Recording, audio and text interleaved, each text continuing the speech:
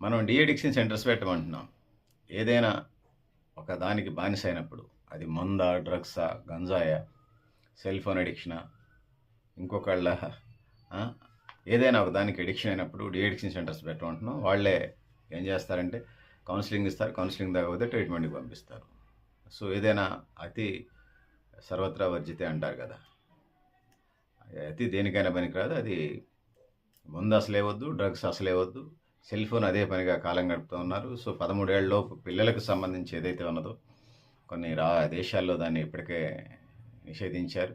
చిన్న పెద్ద తేడా ఏమీ లేదు. హ్యూమన్ బీయింగ్ అసలు పిల్లలు మానవ సంబంధాలే మర్చిపోయారు. శారీరక శ్రమ అసలు చేయట్లేదు.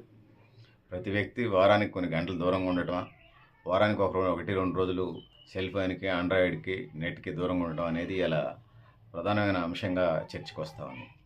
2024కి లెక్కల ప్రకారం మనం చూసుకున్నప్పుడు భారతదేశంలో 100కి 43% మంది ఇంటర్నెట్ ఉపయోగిస్తున్నారు అనేది దాని సారాంశంగా.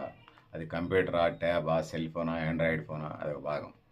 సో 13 ఏళ్ళు సంబంధించి ఆంధ్రప్రదేశ్దే కాకుండా కొన్ని రాష్ట్రాల్లో దాన్ని నిషేధించారు. Singapore, France, Spain, Finland, Japan, Brazil, ఇంకా అనేక దేశాలు ఇండియాతో సహా దీని మీద కొన్ని రిస్ట్రిక్షన్స్ పెట్టినాయి.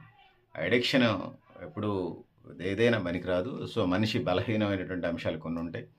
అందుకోసం ఎడిక్షన్ సెంటర్స్ పెట్టమంటా ఉన్నాం. అది మందుకు పనికి వస్తుంది, సెల్ ఫోన్ వ్యసనానికి పనికి వస్తుంది, మానిపించడానికి, మందు మానిపించడానికి, డ్రగ్స్ మానిపించడానికి, సెల్ ఫోన్ వ్యసనం మానిపించడానికి, అమర గుట్కాలు మానిపించడానికి, ఏదైనా ఎడిక్ట్ అయినప్పుడు, బానిస అయినప్పుడు ఒక దానికి అది మానిపించడానికి ఏదైనా పనికి వస్తుంది. కాబట్టి రాష్ట్రంలో, దేశంలో చాలామంది సైకాలజీ చదువుకున్నటువంటి వాళ్ళు ఉన్నారు. వాళ్ళకి గవర్నమెంట్ హాస్పిటల్స్, మండల కేంద్రాల్లో హాస్పిటల్స్ రూమ్ చాలా ఉన్నాయి. ఒక రూమ్ ఇస్తే వాళ్ళు కౌన్సిలింగ్ ఇస్తారు. తగ్గకపోతే ప్రభుత్వ వైద్యశాలల్లో మెడికల్ సంబంధించి సైకాట్రిస్ట్ డాక్టర్లు, మానసిక వైద్యుల్ని నియమించాల్సిన అవసరం ఉన్నది.